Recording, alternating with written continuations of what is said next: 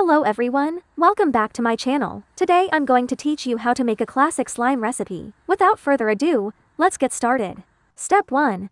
Mixing the glue base. First, pour 50 milliliters of white glue into the bowl, then add 50 milliliters of liquid glue. After mixing the two glues, the texture becomes smoother and develops a translucent appearance when stretched. Step 2. Now add 5-8 drops of glycerin. Glycerin keeps the slime moist, preventing it from drying out and cracking even after extended play. Next, add 50 milliliters of shaving foam, about 5-6 pumps. If shaving foam isn't available, you can substitute dish soap or thick hand soap, though the fluffiness will be slightly different. Starting from this step, the mixture will gradually turn white and expand. Step 4. Choose a color you like and add 2-3 drops of food coloring. Add pearl powder. The amount of pearl powder determines the intensity of the shimmer. Then, mix thoroughly until the color is completely uniform and no streaks are visible.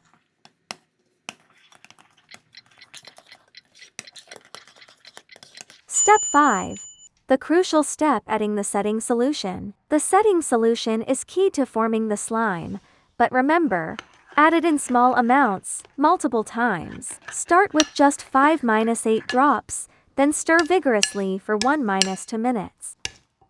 When you feel increased resistance while mixing, try stirring by hand. Once the dough begins to pull away from the bowl in a cohesive mass and no longer sticks to your fingers when pressed, you've succeeded. Remove it from the bowl and knead and stretch it on the countertop for a few minutes to achieve a more uniform texture. Look, this is what we've made today. It stretches beautifully and endlessly, with a delicate bubbling sound when pressed, and feels incredibly soft and chewy. If you enjoyed today's tutorial, please give it a thumbs up, subscribe to the channel, and turn on notifications. Feel free to share your slime creations in the comments section.